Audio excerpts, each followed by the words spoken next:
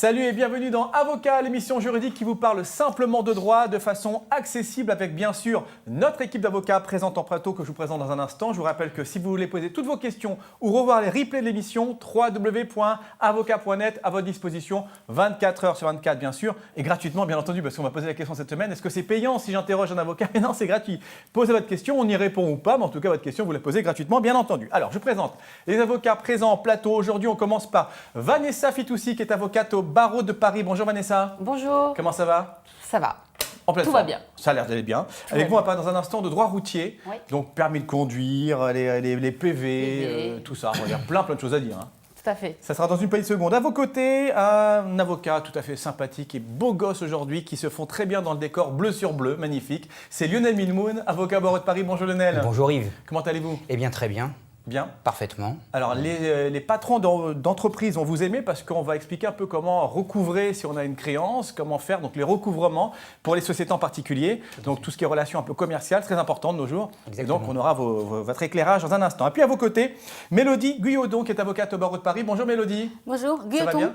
Gueuton, oui, Gueuton aussi, c'est pas mal aussi. C'est pas mal. C'est mieux pour vous trouver.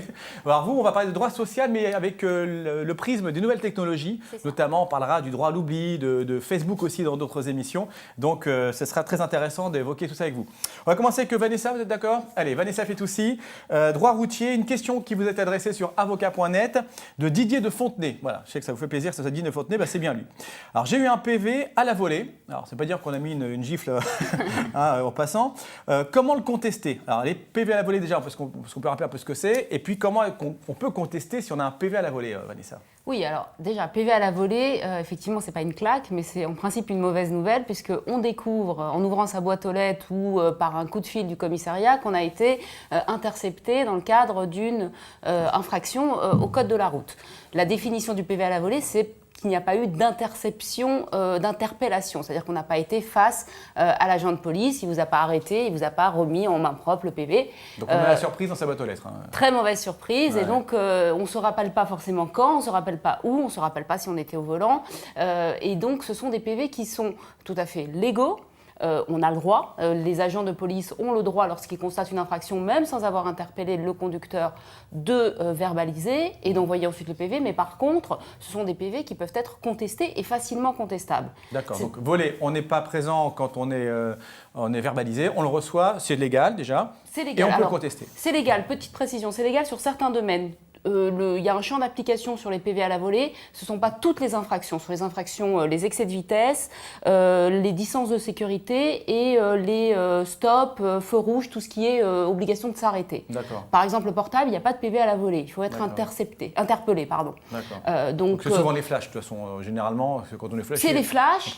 Et puis non, mais ça peut être aussi des infractions, par exemple, un couloir de bus ou même un feu rouge. Voilà. Donc c'est ne pas avoir eu l'agent de police devant soi, et c'est quand même un domaine restreint, donc il est quand même intéressant de vérifier la légalité du PV en question et l'intérêt de le contester. Alors l'intérêt de le contester, alors comment on conteste et surtout quel est l'intérêt pratique, parce que c'est vraiment un intérêt très important, c'est de sauver les points en réalité. Parce que le PV à la volée, il a cette spécificité qu'on n'identifie pas le conducteur. On ne sait pas qui est au volant, puisque par définition, on n'a pas remis son permis de conduire à un agent de police qui n'a pas relevé votre identité. Donc, il y a un moyen de contester sur ce point-là et de demander ce qu'on appelle la requalification sur le redevable de l'amende, c'est-à-dire le titulaire de la carte grise. Le PV à la volée, il est dressé sur la plaque d'immatriculation. Donc, on remonte au titulaire de la carte grise et on conteste, on relève l'identité d'un titulaire. On suppute que c'est le propriétaire de la carte grise. D'office, c'est une présomption. C'est-à-dire que voilà. Mais lorsque l'on est poursuivi, on est poursuivi en tant qu'auteur. Donc il y a un moyen systématique de contester, c'est-à-dire de dire je ne suis pas sûr que ce soit moi qui étais au volant, je veux bien payer l'amende, mais par contre on me sauve mes points. C'est la distinction entre la responsabilité pénale et la responsabilité du redevable de l'amende du titulaire de la carte grise. Et pour les PV à la volée, c'est systématique, on peut toujours sauver les points en les contestant. Ah, ça c'est bon à savoir. C'est très bon à savoir, mais il faut savoir comment les contester. Alors, en 2 mots, c'est très facile. Vraiment en 2 mots pour les contester. Vous avez en principe sur ces PV-là toujours une requête en exonération. Le conseil à retenir, vous cochez la case numéro 3. Vous dénoncez personne, vous prenez les points de personne, vous balancez pas votre grand-mère, votre sœur ou votre tante. Vous n'êtes la case numéro 3 et vous demandez à ce que ce soit requalifié. Au pire, vous paierez l'amende. Au mieux, l'affaire sera classée sans suite. Voilà, de bons conseils, de bon sens, bien simples et bien clairs. C'est vrai qu'on ne sait pas forcément comment faire. Là, c'est très simple. On peut sauver ses points. Donc, en contestant par le fait qu'on ne nous a pas demandé notre carte d'identité, donc on peut dire, c'était pas moi qui étais au volant, je ne sais pas qui conduisait. Et ils n'arriveront pas à prouver qui conduit. Parce oui. que la photo sera toujours prise sur la plaque d'immatriculation. Sauf si c'est Maître Mimoun que maintenant on va reconnaître à la télévision. Donc il va dire sur la photo, je reconnais, il y avait son nom qui était écrit à la télévision. Merci beaucoup en tout cas, Maître Vanessa Fetoussi, avocate au barreau de Paris, justement à vos côtés, Lionel Mimoun, alors qui fait jamais d'excès de vitesse, par contre qui essaye de réduire les dettes et en tout cas de sauver peut-être ceux qui en ont besoin. Alors une question pour vous qui vous est adressée par Marie de Paris 20e. Ma société a des dettes, je ne m'en sors plus, que faire? Et ça, avec la crise qu'on connaît, Marie, c'est sûrement pas la seule. Qu'est-ce qu'on peut faire quand on a des dettes avec son entreprise? Bien écoutez, quand une société a des dettes, quand Marie, semble-t-il, qui est gérante de la société a des dettes, elle a plusieurs possibilités. Alors, c'est un vaste sujet, bien entendu. Vous avez, j'allais dire, la phase préalable avant l'action en justice et la phase justice. Alors, pour s'en sortir, Marie a 3 possibilités, 3 remèdes. Et ces remèdes-là évitent le dépôt de bilan, parce que les gérants de société disent ne pas déposer, tout à fait, mettre la clé sous la porte, comme on dit vulgairement. La société, le gérant souhaite régler rapidement avec les créanciers ses dettes, mais éviter le dépôt de bilan, puisque le dépôt de bilan engage quelques responsabilités et a des conséquences importantes. Alors qu'est-ce qu'il y a à faire pour ces il y a le mandat ad hoc.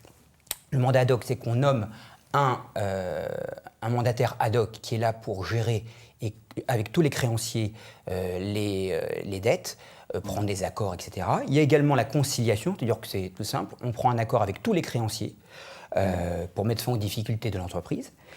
Il y a également, et toujours avant le dépôt de bilan, on parle bien de hors dépôt de bilan. Pour éviter justement le dépôt de bilan. Tout à fait, puisque le dépôt de bilan, comme je l'ai dit tout à l'heure, a des conséquences importantes pour le gérant. Et il y a aussi également le principe de la sauvegarde. La sauvegarde, là aussi, c'est pour apurer notamment un passif important. Un mandataire est également nommé, qui va là aussi, j'allais dire, contacter tous les créanciers, URSSAF, RSA, Trésor public et également les fournisseurs, pour trouver un accord et pour trouver un plan pour que la société puisse souffler. Donc, on a des solutions avant le dépôt de bilan, parce que ça, c'est vraiment l'objet de la question. C'est si c'est aller au dépôt de bilan, on va au dépôt de bilan, il n'y a pas besoin de poser la question. Alors, exactement. Donc, en cas d'échec, il n'y a pas de possibilité. Voilà, en cas d'échec, là, on passe, j'allais dire, sous la phase du tribunal, c'est-à-dire que le tribunal, c'est le tribunal de commerce ou le tribunal de grande instance, tout dépend si la société est une SCI ou une SARL ou une SA. Là, on passe sur la phase procédure collective, c'est-à-dire que la société est mise sous le contrôle d'un tribunal. Alors, il y a deux possibilités. Le redressement judiciaire, qui est là pour dire que la société est malade, et non pas la liquidation judiciaire. Mais la procédure de redressement judiciaire, c'est que la société est malade, c'est-à-dire qu'il y a un mandataire judiciaire qui est nommé par le tribunal. Et puis sinon, et si on part en redressement, donc c'est le dépôt. Oui, tout à fait. Le redressement judiciaire et le dépôt de bilan. Vous allez au tribunal de commerce déposer votre bilan. Le tribunal de commerce vous convoque et opte soit pour un redressement judiciaire, soit pour une liquidation judiciaire. Le redressement judiciaire, vous pouvez prendre pour le redressement judiciaire. Le mandataire, vous êtes en relation directe avec le mandataire judiciaire.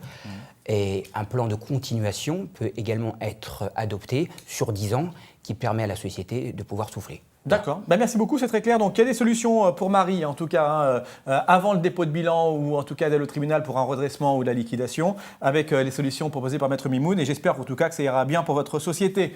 Merci beaucoup Lionel Mimoun pour ces conseils très clairs. On va finir avec Mélodie Guyoton. C'est ça? C'est ça.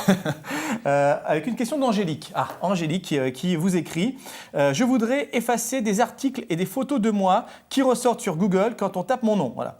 Moi, c'est tout l'inverse. J'ai entendu parler du droit à l'oubli. Alors, c'est quoi? On parle beaucoup de droit à l'oubli avec effectivement, Google. C'est une question d'actualité parce qu'il y a une jurisprudence de la Cour de justice de l'Union européenne qui est tombée il n'y a pas très longtemps, en mai 2014. Et cette jurisprudence est venue consacrer un droit à l'oubli qui est applicable aux moteurs de recherche de type Google. C'est pas que pour Google, c'est pour tous les moteurs de recherche. On avait déjà en fait un droit d'accès aux données, suppression des données, mais par site. Donc par exemple, on tape son nom dans Google. on va avoir une série de sites et on est obligé de faire une action contre chaque site. Ceci dit, l'action n'était pas très difficile à mettre en œuvre. Il suffit d'envoyer un courrier. Au bout de 2 mois, en l'absence de réponse, on saisit la CNIL d'une plainte qui va s'instruire.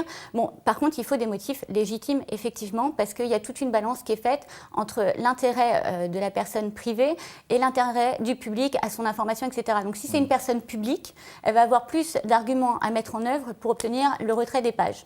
Comment ça fonctionne, du coup, ce nouveau droit à l'oubli par les moteurs de recherche? Mais là, donc, c'était simplifié, c'est nouveau. C'est nouveau, c'est simplifié, mais alors attention justement comment les 2 procédures vont entrer en concurrence, parce qu'en fait si on fait jouer le droit à l'oubli nouveau sur le moteur de recherche, on va saisir en ligne un formulaire, donc pas tous les moteurs de recherche permettent l'accès à ce formulaire en ligne, mais en fait on remplit ce formulaire et Google va supprimer du coup ces référencements. Cependant, si on n'a pas saisi le site, l'information va rester diffusée sur le site. Donc, il faut que ça ne gêne pas.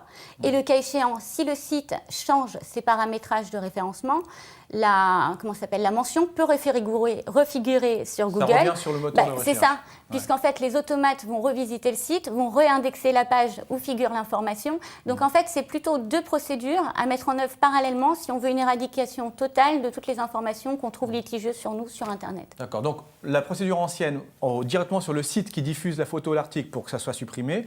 Et le droit à l'oubli, c'est uniquement pour pas que ça soit référencé sur le moteur de recherche. Mais si c'est toujours sur le site, ça peut encore apparaître si les robots reviennent. Il y a toujours des critères. C'est pas obligatoire que Google accepte. Elle accepte a priori, d'après les statistiques qui sont tombées, 50% des demandes. Ah oui.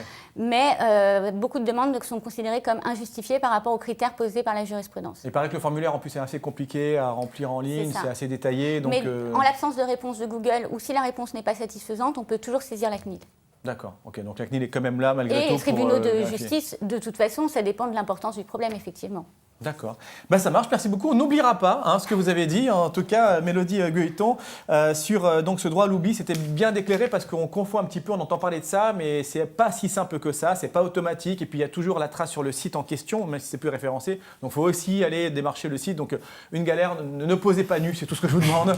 Et mettez pas vos photos sur Facebook si vous êtes en position un peu délicate parce que c'est compliqué après pour les faire enlever.